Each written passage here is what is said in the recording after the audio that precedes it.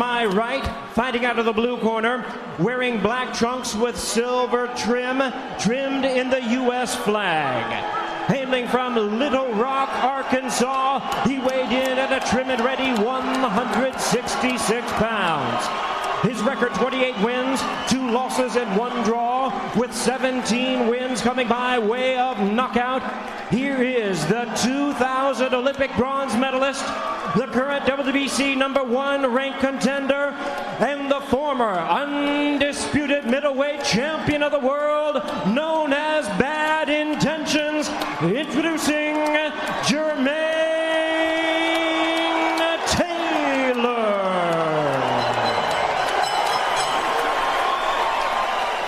And his opponent across the ring on my left, the defending world champion, fighting out of the red corner, wearing black trunks trimmed in the Union Jack. He proudly represents his home of Nottingham, England. He weighed in at 167 pounds. He is undefeated in his campaign to the ring with a record of 24 wins, no losses, 19 wins coming by way of knockout. Ladies and gentlemen, here is the former British and Commonwealth champion, tonight making the first defense of his world crown, introducing the undefeated WBC super middleweight champion of the world, introducing Carl the Cobra Froch.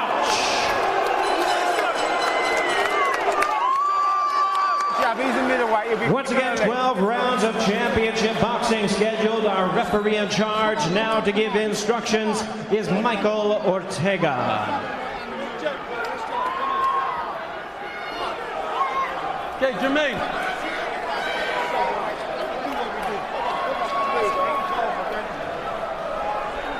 Gentlemen, we went over the rules. Want a good, clean fight?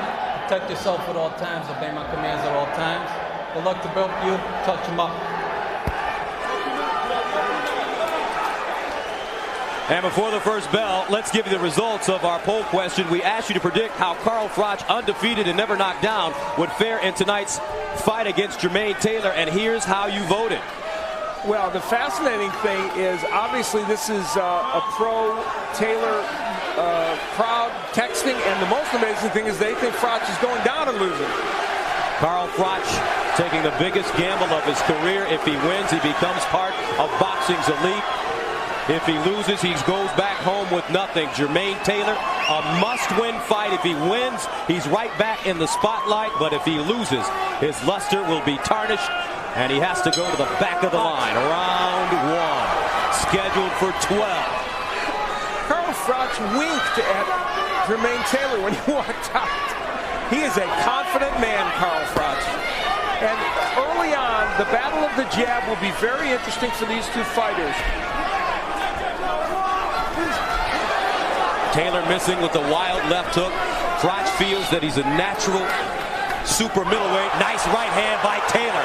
Straight on the chin of Froch. This fight is going to be decided by whether Froch can take those right hands early in this fight. We knew he was going to get hit with right hands, but it happened only a few seconds into the fight. He has a granite chin, does Carl Froch, but does he have a granite chin against Jermain Taylor? We're going to find out. Froch taking his time so far. At age 31, he's a 7-year pro. And he's coming off a win over Jean Pascal, December of 2008. But to go back to my point, he feels that he's a natural super middleweight. Walks around at 172. He feels he's the bigger, stronger man that can take a better punch as Jermain Taylor comes up in weight. He's already taken some big right hands from Taylor. Froch has stopped throwing his jab. Neither man's really using it right now. They started out using it very effectively. There's already some redness on the nose of Froch. Flozell Adams, Taylor's trainer, wants him to start boxing again, just like he did when he was an amateur and won a bronze medal at the Sydney Olympics. Establish your jab, work angles, make sure that you allow your right hand time to be set up, as opposed to going for knockouts right away. Now Taylor's starting to use the jab himself. It's been a very precise round so far for Jermain Taylor, and Froch has had a hard time landing. Froch goes to the body. of redness on the bridge of the nose of Froch. He continues to eat jab after jab. Now understand, this is a fight in two parts.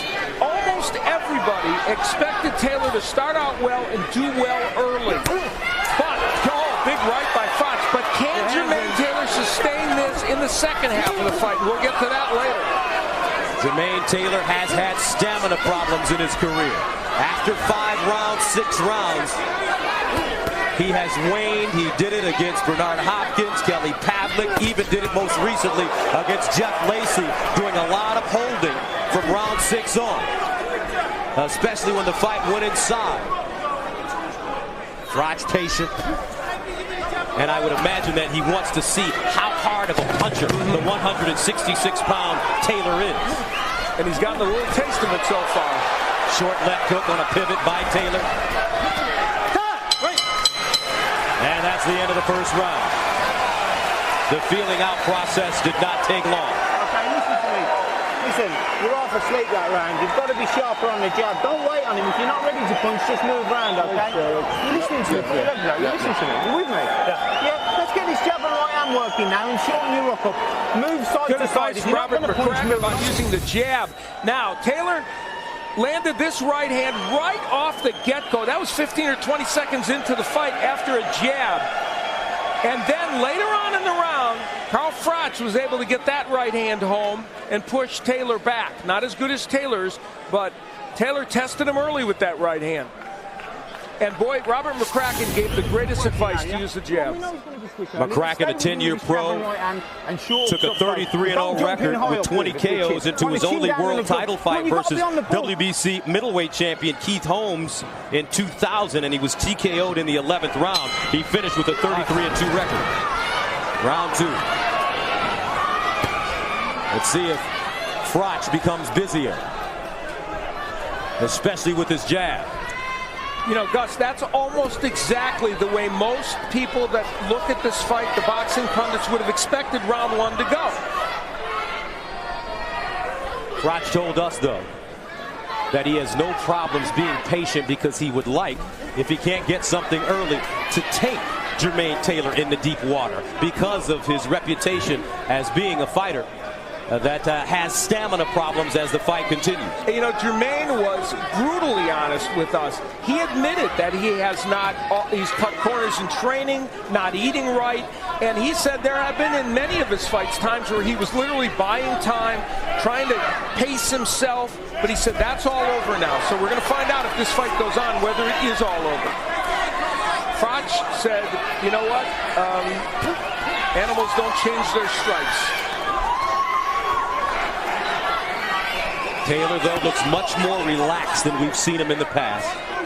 As you mentioned, he sometimes comes into fights very tight, but it looks like he has terrific rhythm to start. That left hook blocked by Froch. Jermain Taylor is a very skillful fighter, always has been. He has every offensive tool, and when he uses them, he's a tough guy to handle in the ring. Nice hook by Froch, a counter left hook against Taylor. First title defense for Froch after defeating Jean Pascal to take the vacant WBC crown. Pascal was undefeated, a Canadian from Montreal, and that was a war of a fight. A lot of big punches landed. Froch is not getting off very well with his punches. He's not landing his jab, and he has a great jab. There's the uppercut. Now that's a key punch for him to try and land. But when he throws it from too far off, Froch can be countered with it. Froch has to be careful because when he comes in with both of his hands down. And that means he'd be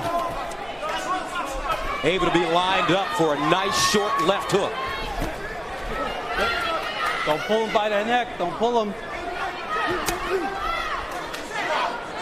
23 seconds remaining in the second round scheduled for 12.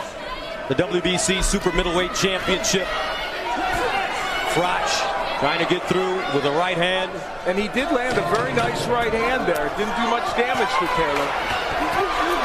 Now Taylor and Froch mixing it up a bit at the end of the second round. Taylor throwing some big right hands.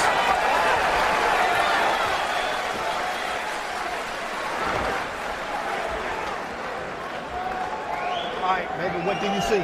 Hey, Jermain, go toward his jab hand. You get that right hand every time, okay? Stop, mix up you going around toward his right hand. Go toward his jab hand. Go toward his jab hand. Just stay behind your jab though. You're looking good. You're in good shape. Keep that right hand tight. You don't have to load up. Keep it tight. Keep it short. Working moves, and then let's be busy. Down the middle and short hooks, and when you're there, underneath straight away. Don't go wide with nothing, okay? On it. Yeah, you've nicked that one. It's one apiece, but I need you busier now. Let's start taking the fight out of them, but don't pull out. Get these gloves up and use these gloves to block, all right? Jermain Taylor coming off a decisive 12-round decision against former IBF super middleweight world champion Jeff Lacey in his last fight, November of 2008 in Tennessee. That fight was a WBC super middleweight title eliminator and earned him the WBC's #1 ranking and an opportunity at Froch. They just had a clash of heads there a moment ago, and that's the one thing we really don't want to see in this fight, because this is obviously already shaping up as a very interesting and I think exciting fight potentially, and you just don't want a clash of heads that would create a cut. Taylor blocking that 1-2, also blocking that lead right uppercut. Froch with no rhythm. You know, Froch is one of the few fighters that gets away with throwing that uppercut from so far out. Doesn't often get countered, but he's facing a man who's a much better counterpuncher than the people he's been facing. Biggest test of his career, Froch against Jermain Taylor, who defeated one of the greatest fighters in the world twice, Bernard Hopkins, to take his middleweight belt, and then came back and lost 2 consecutive fights to Kelly Pavlik to have the belts taken away from him. Froch trying to get through.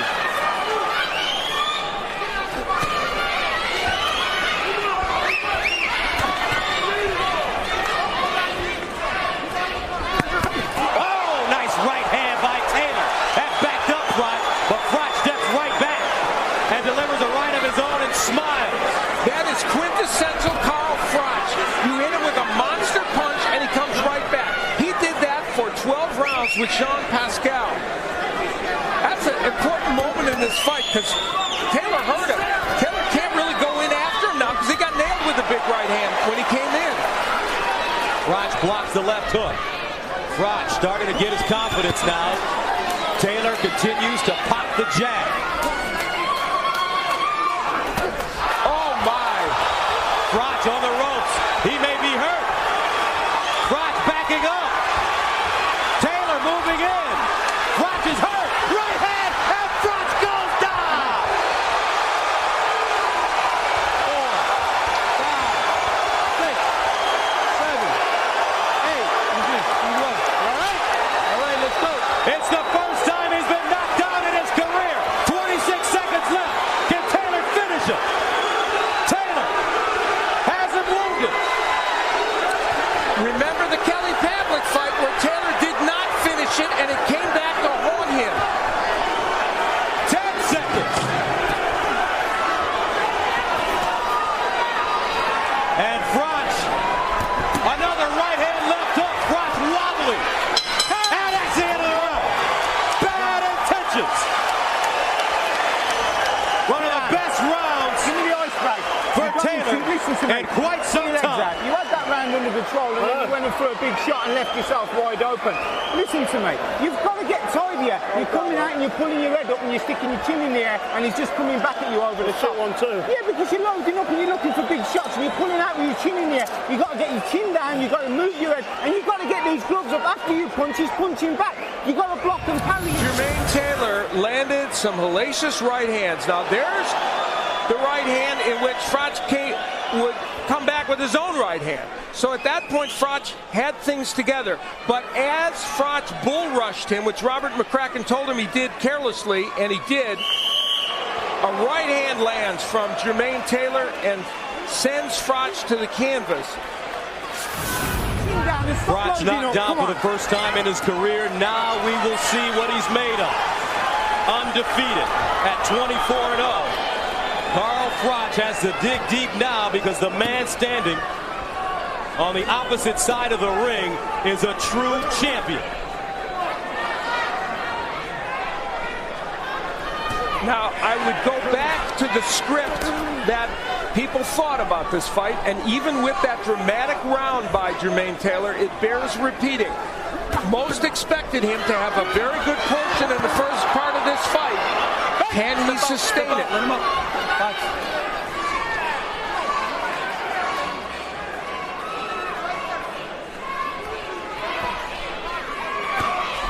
Now the Froch jab starting to become a little bit of a factor.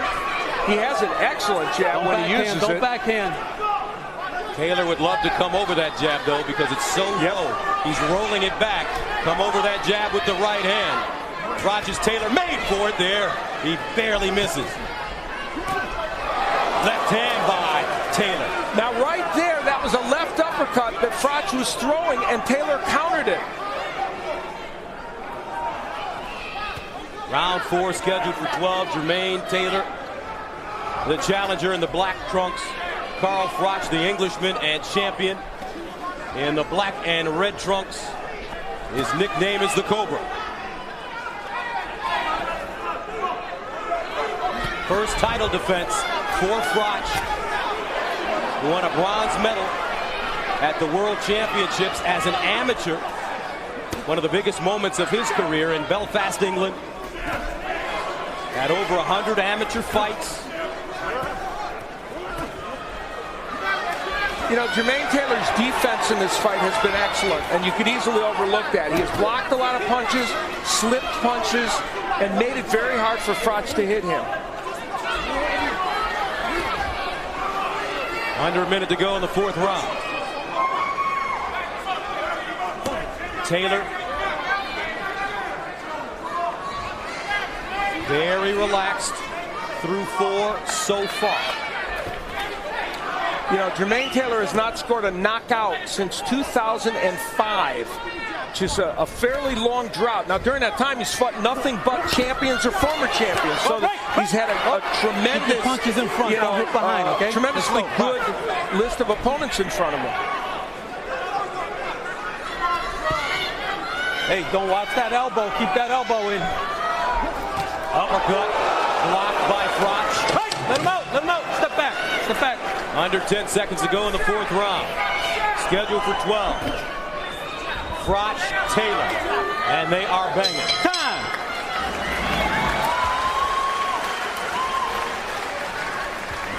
You've got to block his right jab, all right? You understand me? You've got to work the jab and you've got to block his jab and that right over the top, so you've got to have the gloves up. Put your legs out. Listen, listen. You've had a bad start, but now you're into the groove with this jab. But you've got to put your stuff together. 1-2 up, little movements. Double jab right hand and back him up when you can, but just don't force it. Okay? When he tries the uppercut, Carl Froch, he leaves himself open now. He will throw this uppercut and get countered with a strong jab by Jermain Taylor. Remember when we did the keys to victory? We showed you with Froch hurting an opponent with that left uppercut. This time he tried the same thing and got countered. Bust him with the jab and the right hand left hook comes off it when it's there. Don't force anything. Don't load up with nothing. Unofficially, press row scoring. Chris Gibbons, Niall Hickman, and Jack Obermeyer. And I have it 40-35 for Jermain Taylor. So I agree with the 1 score. Round 5 scheduled for 12. The WBC Super Middleweight Championship of the world. Carl Froch in the black and red trunks. Jermain Taylor in the black, red, white, and blue trunks. Taylor knocking down Froch in the 3rd round. Taylor establishing his jab as we start the 5th. It's been wicked. He's been working on angles, doing a nice job stepping off the line, making Froch miss. And because they want him to do even more of that, they told him in the corner to get out of the pocket quicker. They don't want him standing right in front of Froch even a little bit. And that was a hellacious left hook, although Froch thought it was low. Now Froch goes to the body. Ozell Nelson telling Jermain Taylor that he wants him to sit down on his punches, especially when he goes inside, meaning bend his knees and really stick that left hook into Froch. They've worked on it in the gym a lot during camp. Jermain Taylor telling us that he's recommitted himself to boxing. He missed the spotlight. He missed being a world champion. During the Lacey fight, at the press conference, he said there were only 2 cameras there, and those were throwaways. And at the press conference at Gallagher's Steakhouse in New York earlier this week, it was jam-packed. Media sources from all around the world, and he said, this is what I want to get back to. Well, so far in this fight, he's doing it, although Froch is having a little bit better round 5, but Taylor is fighting a purposeful, effective fight. Jab, very effective for Taylor. In the 5th round, he's been doubling it up. Let him up, let him up. You know, a big issue in this match is hand speed. Carl Froch just has been a smidge slower than Jermain Taylor, and that's why he's missing those right hands that he throws. Taylor's been able to slip them. Hey, guys, listen up on the break. Listen up, all right? Say break, step back. Let's go back. Ooh, nice left hooks by Jermain Taylor. Although Mike Ortega tells him to keep him up. Looks like they were right on the belt line. Here's one of the rare combinations from Carl Froch. When he punches in combination, he's much more effective, of course. But the question is Carl Froch laying in the weeds and waiting for this fight to evolve to see where Taylor is conditioning-wise? If he can go 6 through 12 with the same kind of intentions.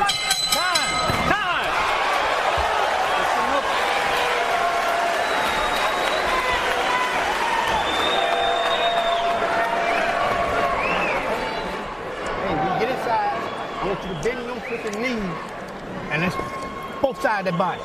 Both sides. And come out on the side. Don't pop up, back up in the middle. Both sides, back up to his head, step over to the side. Okay, but stay behind your jab. Your jab. Jermain Taylor going downstairs with a big left hook that landed, well, that one did land below the belt line, as you can see. So that one, I think Carl Froch had a case that one landed a little low. I don't think it was intentional by Taylor. He was just trying to go to the body, but it did land a smidge low. Jermain Taylor, the former undisputed middleweight champion of the world, moving up to 168 from 160. Keep it clean. All right, Carl, let's keep it clean. Let's go. First title defense. Taylor telling us that after losing to Kelly Pavlik twice, he had to sit down, reevaluate his career, and what came out was that he wanted something again. He wanted to be a world champ.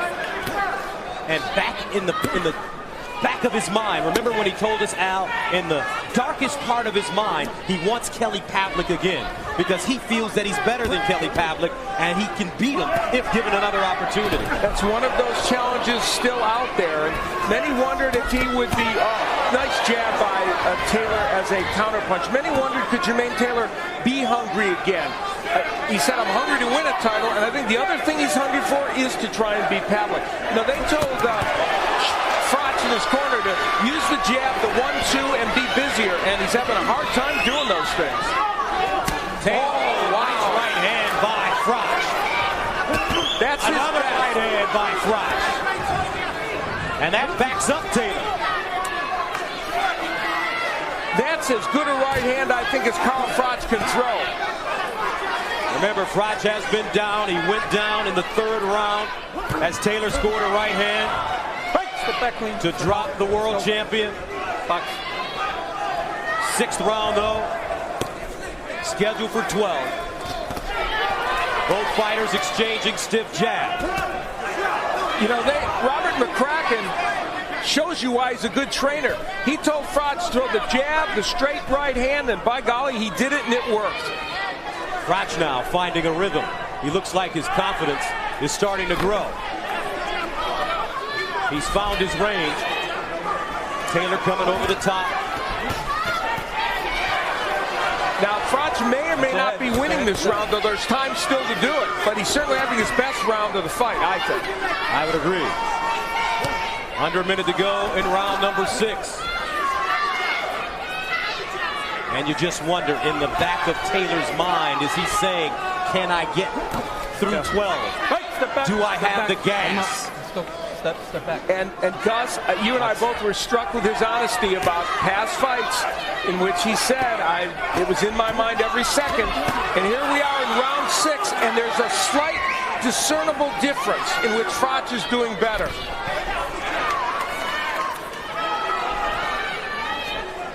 Haunting memories for Jermain Taylor. Step back, step out, step out.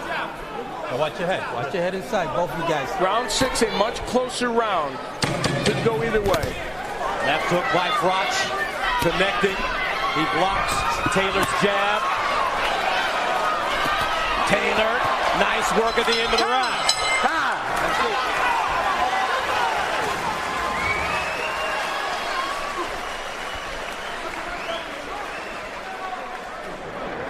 I'm sorry, guys. Still got to get some body work inside. So that whole, you don't have to stay out there with us. He the one is getting busted up. How'd you like that? Calm down. Left hook? See, he was right there? Yes, sir. Okay, double that right hand. Next time you hit him with that right hand, double it. Yes, sir. Once every time, doesn't it? Carl Froch finally was able to get the right hand, and the jab sets up that very good straight right hand. Taylor took this punch very well.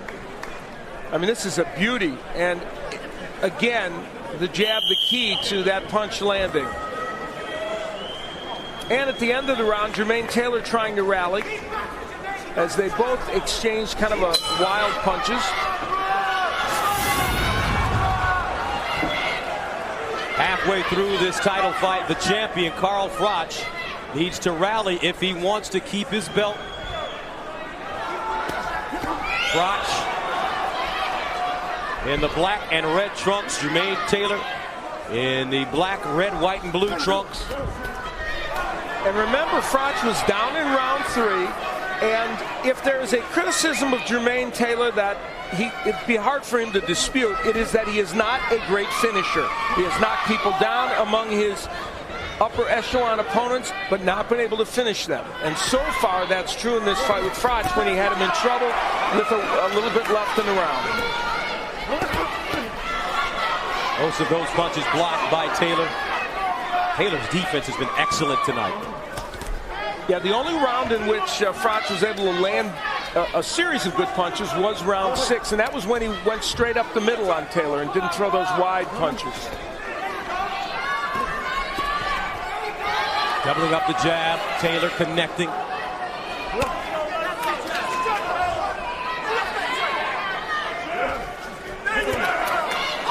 And you know, that right hand that landed in round 6, which was a great right, and there's another one.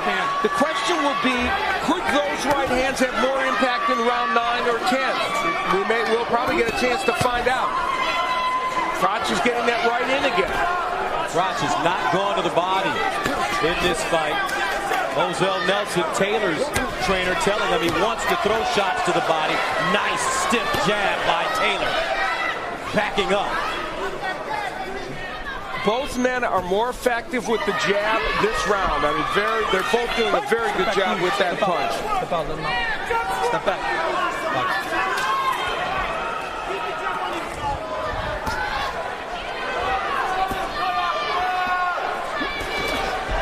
Left hook by Taylor. Knocks Froch off balance.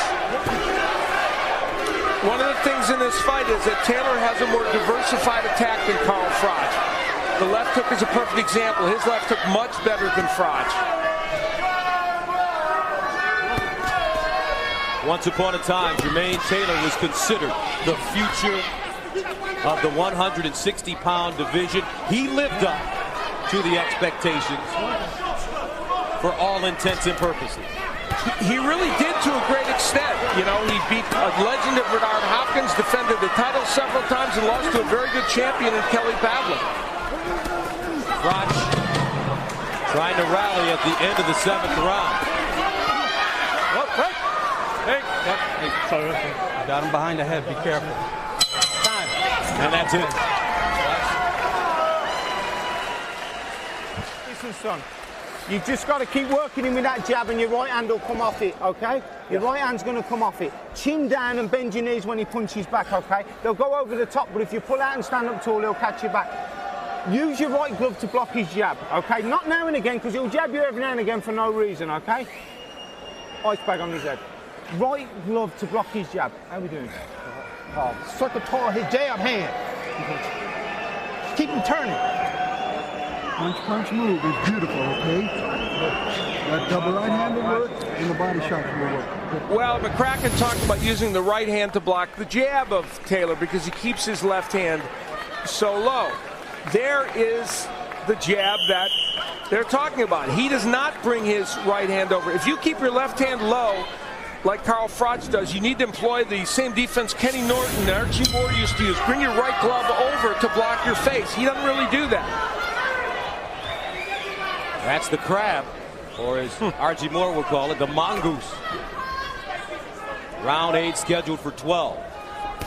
For the WBC Super Middleweight Championship of the World, Jermain Bad Intentions Taylor. Step back clean. Former undisputed world champion at 160 pounds. He's been in wars. Bernard Hopkins twice, Kelly Pavlik, Winky Wright, Corey Spinks. Now Carl Froch as he moves up to 168. Froch from Nottingham, England, making his first title defense. There's a change in this fight. Froch is getting that right hand in. He is starting, I think, to make an impact with Jermain Taylor. I really do. Is Taylor slowing down? Froch. Oh, yeah. Hit Taylor with a looping right hand. Taylor stumbled. I don't know if he tripped, but he did stumble. From Taylor's perspective, I think he needs to do something offensive right now. And here's the record for Jermain Taylor and Froch, past 7 rounds. And mind you, they both have very good records. And Froch, of course, obviously undefeated, has never lost. It's not as if Taylor has been bad in the last part of fights. It's just he's not as good as he is early in fights. So he's gotten wins, but this round 8 is a perfect example. Froch is winning this round, and Jermain looks like he's buying time. Nice stiff jab by Froch. Taylor.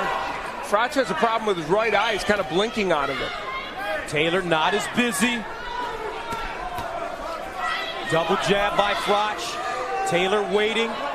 He may have been hit with something, Al, and he's trying to clear his head. Yeah, I think he was, Gus. I think those right hands early that Froch landed in this round did stun Jermain. Taylor backing up. He hasn't backed up. Now he's on his toes. Taylor is foggy. He's trying to clear his head and buy time. Froch continues to come forward. Carl Froch is a different fighter when he uses the jab. Don't grab him behind the head, okay? Second time. Let's go. Froch coming on now. I hope Michael Ortega doesn't take any points away. Nice left hook by Taylor. Carl Froch should just keep doing jabs, straight right hands, and come forward. That's what he's got to do in this fight. Well, Jermain Taylor has that high guard. Froch trying to get this right cross through. Taylor putting his punches together at the end of the round. Trying to steal it. They butt heads. And wow, Jermain Taylor with an answer. Too big for no reason. Sit down. You're loading up. That's the only time he's catching you now. You're loading up for no reason. Put your legs out. Carl, you're getting on top and then you load up and let him hit you. You ain't got him. You've got to box him. You've got to listen to what I'm telling you. You ain't got him. You've got to box him because anything big is going to count you. You've got to listen to what I'm telling you. Every time you load up, he hits you back and makes you look silly. You was controlling the round there and you let him nick it at the end because you opened up with big swings. That's 10 off or whatever, go. Listen to me, son. I'm telling you, just keep boxing. Robert McCracken is so right. When Froch got all off balance and threw these ugly shots, that's when Jermain Taylor was able to use his hand speed to get him. And that left uppercut was a monstrous punch by Jermain Taylor. And that shook Froch at the end of the round and made Jermain Taylor pretty animated about what he did. Watch behind the head now. Round 9. But that was a Froch round. Scheduled for 12. Froch in black with the British flag. Taylor in black with the U.S. flag. I don't think Carl Froch should throw another left hook for the rest of this fight. I mean, I wouldn't even try. I'd throw jab, straight right hands, and nothing else, because that's what's working. And I sure wouldn't throw any uppercuts. I'd love to see Froch try to change up his right hand instead of throwing it as a right cross. Taylor's guard is so high, if he could loop it around, he may find some success.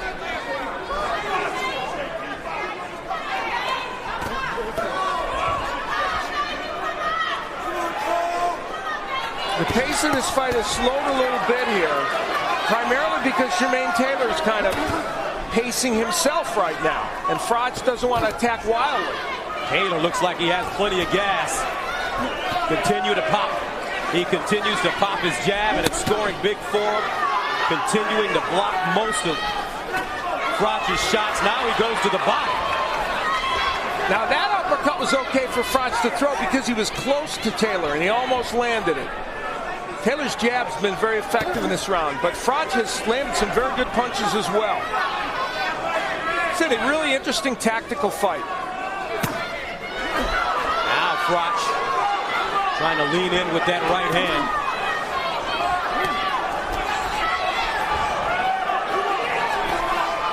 Some redness in the left eye of Froch. Also, it's starting to swell up a bit. Taylor, left hook, right hand combination.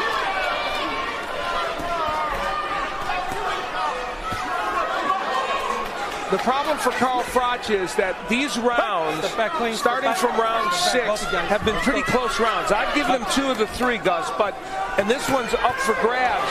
But his problem is he may have dug such a hole for himself in this fight that it's going to be tricky for him to come back. Hey, step back. Watch your shoulder coming in. And from round 6 through round 9 here, these are pivotal rounds in terms of how the judges are scoring it. Froch trying to jump on Taylor now, pins him on the ropes. Hey, step back. Watch your heads, guys. Watch your head. Pull your head back. Step back. Step back. Step back. 19 seconds to go in the 9th round.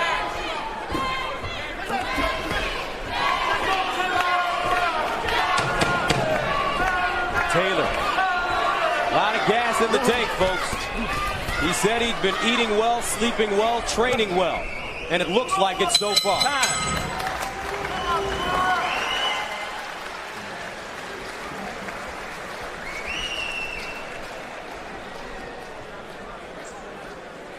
And you've got to move making this and you've got to go back to him. Do you understand me? I'm not going to do that, is it? Yeah, but you've got to be busier. You can't let him hit you with the eye-catching punches and steal the round. We're not doing any work. You've got to be really busy, and you've got to shorten them up underneath, okay? Yeah. Listen, we need big rounds here, okay? Because of that knockdown and 1 or 2 rounds, you're probably 2 or 3 down. Okay. Come on, baby. In the middle and keep your output up better. I want them bells. Come on. Let's go ahead and work then. Okay. Let's go ahead and work then. Let's work. Who rounds it? This is 10th round right now.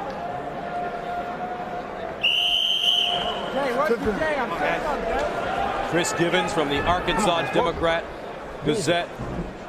Noel Hickman from the UK Daily Express. Jack Overmare from Boxing Digest have Taylor in front comfortably. Well, 1 has him comfortably, 2 pretty close, and I have it 87-83 along with Givens. But I don't know if Robert McCracken's that far off. Because there were a couple down. They might only be a couple down. Froch has done a lot of work in these recent rounds, and now he's going after Jermain Taylor again. Froch starting to loop that right hand. When Froch is busy and pushes Taylor back, he's putting Jermain in a defensive posture in which Taylor is not counterpunching now. Right hand scoring for Froch, backs Taylor up again. Not much punching coming from Jermain Taylor here in the beginning of this round.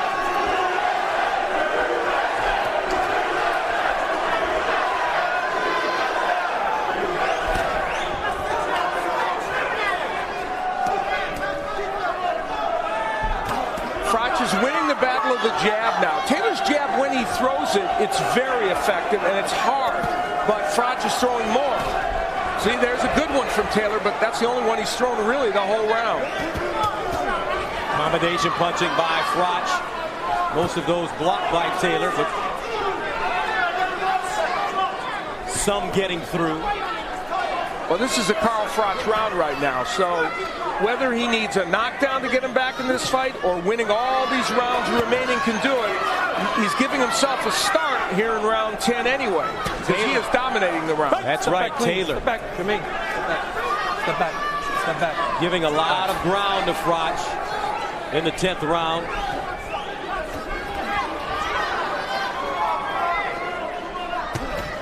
Right hand connected by Taylor, and he doubled up the jab as he stepped back with Froch right back at him. And you know, Robert McCracken made the point, oh, nice right by Froch.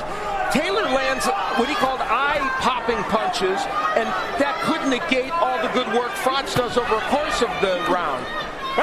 But this round, this has been the single best round of Froch in the fight.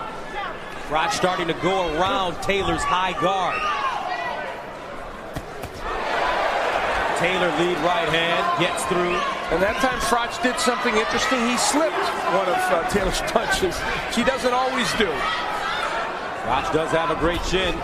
Left hook connecting for Taylor. That buckled Froch. You know, I think the left hooks have been the most powerful punches for Jermain Taylor. He landed some really nice right hands early, and one of those rights put Froch down. I think the lefts have hurt him too. Froch going down in the 3rd round. Stay off his neck. Stay off his neck. Time.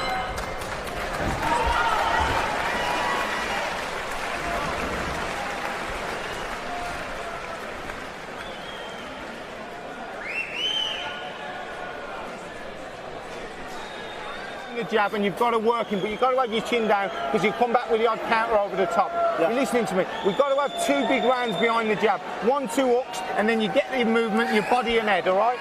Side to side, okay? But you've got to have the gloves up for what comes back and bend your knees. Move your head and use your feet, okay? Don't stay in front of him after you've punched, yeah? Listen, he's conning his way through it now. He's going to open up now and again, and then he's going to look. You have to let your hands go, Jermain. It's just real simple. Keep going for you. This is it. You got to head If you win these 6 minutes. It's out. All right, let's go. 6 minutes, okay? You got the hand. Round number 11 scheduled for 12. And according to the press, this fight is getting closer and closer. I have it 96-93, of course. We saw the British reporter had a draw at this juncture. And 2 of the other press row scores had Taylor winning. Froch has taken control right now in terms of the way he's imposing his will on Jermain Taylor right now. Froch trying to get loose. Much more active. If you look at the body language of the 2 fighters, it's clear Carl Froch, oh, and there's that good uppercut, and he's got a good one. It's clear that he thinks he can push ahead in these rounds. And Jermain is not punching very much. As usual, Jermain got off to a great start in the first 5 rounds. There's a big looping right hand by Froch that landed right on the button. You know, Gus, you said something earlier, and I was almost going to take issue with you about the overhand right, and I didn't, and you were right. When he loosens that right hand a little bit and takes it around, it's helping Carl Froch. It really is. Because he was landing it up the middle, but then it did start getting blocked, and then looping it really helped him. So look, you won our first dispute. That's all right. Some blood coming out of the nose of Taylor. Uppercut by Froch. Double uppercut. Now Taylor wants to hold on. Jermain Taylor, ghosts of past losses are starting to creep into his head. But look at him come back and put together a combination. Left hook by Taylor. He's digging deep. This is looking like a Jean Pascal fight that Froch had. Froch to the body. Taylor blocks the left hook. Uppercut, right hand, Froch pouring it on. He wants to keep this title and take it back to England and become a superstar in his country. Taylor pivoting with the jab. Taylor right hand chopping down. They're given and they're taken. Round 11. The uppercuts by both men have been fantastic to add to all those other punches. Taylor with the right hand. 25 seconds remaining in the 11th. Wild can opener by Taylor. Let's go. Step back. Step back. Jermain may be running out of gas. But he's still throwing bombs, but I don't know if he's landing as many important punches as Froch in this round. That's the question the judges will have to answer. It's Froch coming forward. Wow, that was an excellent and exciting round.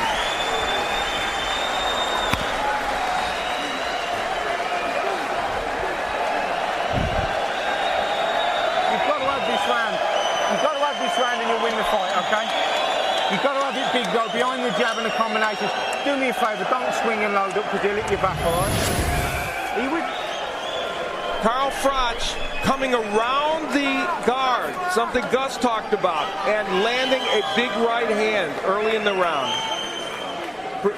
Jermain Taylor was not ready to concede this round, rallying with that monstrous uppercut. Both men landed great uppercuts in the round, and then Froch coming back. But Jermain Taylor having good moments in the middle of that round. Was it enough to get him the round? I don't think so. So according to Press Row, the winner of the 12th round wins this fight.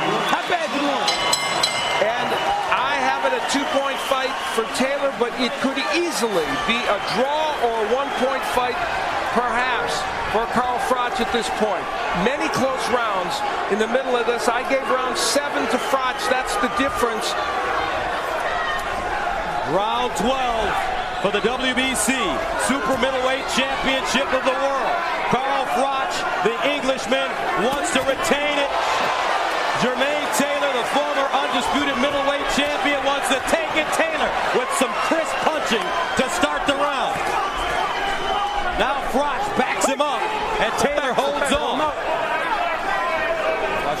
This fight has gone exactly according to the script we laid out. The beginning part was Jermain Taylor controlling.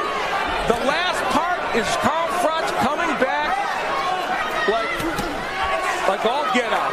Heavy punches by Froch. The looping right hand has been effective for Froch. Right hand staggers. Taylor's in trouble. Froch pouring it on. Taylor, he's ready to go. A minute 45 to go. Froch closing in. Carl Froch gambling everything. His first defense on foreign soil against the former undisputed champ, and he's got him on the ropes. And remember, if he doesn't knock Jermain Taylor down in this round and they don't give him a 10-8, it might still go to Jermain Taylor. Taylor needs to stay on his feet if he can. Taylor holding on. He ran out of gas. Froch, does he have it in him? Froch. Taylor staggering. They're ready to stop it. Froch. Taylor still on his feet. Under a minute to go. Froch again. Taylor, wild lunging punches, and he backs him up. Taylor trying to catch himself, using his jab, eats a right hand, another right hand, and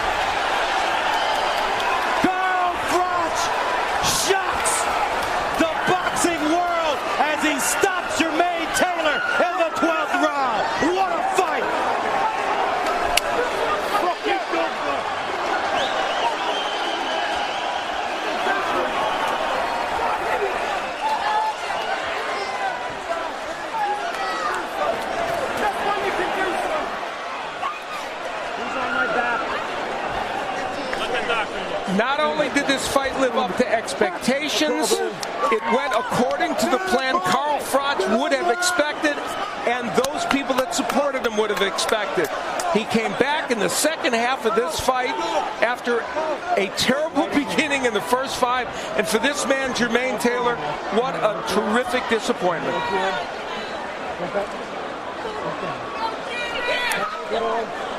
In the end, dude, you almost did. You Jermain like Taylor come on. ran out of gas. Sure did. Congratulations to Carl Froch, who said that he took this fight because he wanted to receive international acknowledgement by fighting tough fights. No, Josh, take his videos, my friend. I think I could have left it later. What was the score?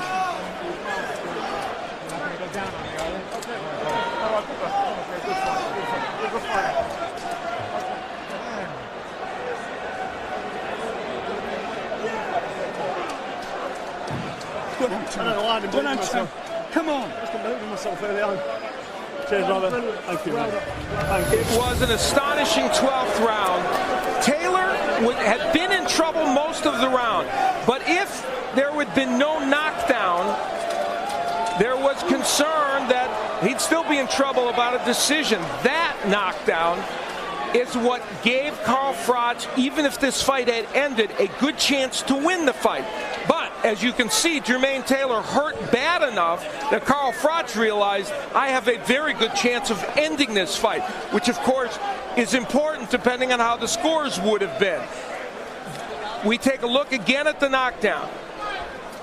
Jabs and right hands were the key. That is what ultimately did in Jermain Taylor. Taylor was able to give him credit, stay up at this juncture. That's astonishing,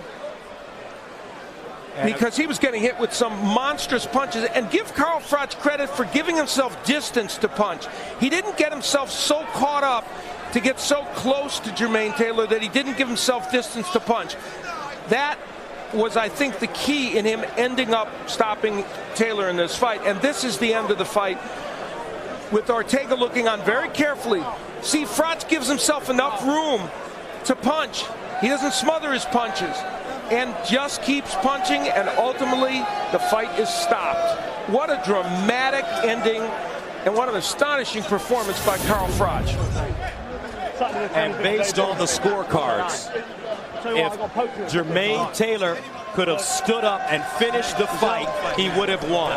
Let's go inside the ring, where Jimmy Lennon Jr. is standing by. Ladies and gentlemen, we have the time of 2 minutes 46 seconds in round number 12. Our referee in charge, Michael Ortega, stops the contest. He is the winner by way of spectacular knockout. He is still undefeated and still the WBC super middleweight champion of the world, Carl the Cobra Froch.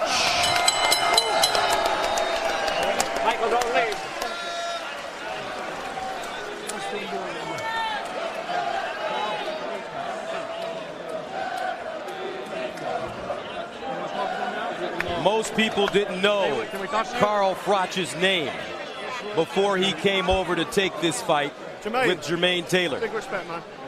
Big respect, man. There's never no need, I understand. Good sportsmanship from Carl Froch there.